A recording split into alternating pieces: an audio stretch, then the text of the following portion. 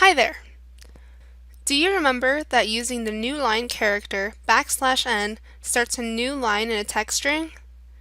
However, this is inconvenient when you have a long text string that spans multiple lines or even paragraphs. Today, I will show you another way to create multi-line strings using triple quotes. Instead of the short haiku that we used to introduce the new line character, we will use a limerick. A limerick is a humorous poem consisting of 5 lines, somewhat longer than those in a haiku. In Creative Suite, let's create a variable named limerick using the new line character \n to start each line. Now let's try creating our multi-line string by enclosing the entire text with triple quotes. This works with either single or double quotation marks. To start a new line within text, we can simply press Enter at the end of each line, just like we would in any text editor.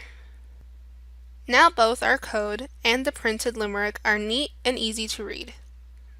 As you already know, the REPR function reveals empty spaces, all of the quotes or special characters in our string. Let's use this function to see the true form of the text string. Can you see the new line characters? Every time we pressed Enter inside the text wrapped in triple quotes, the program inserted a new line character. If we compare two text strings with the same content, one with the new line character and the other wrapped in triple quotes, we get true. These are the same text strings when printed, and they give exactly the same output. Another advantage of enclosing our text strings with triple quotes is that we can use apostrophes and quotation marks within our string without any special characters. Like new line, the program inserts these automatically. In summary, there are two ways to print multi-line text strings.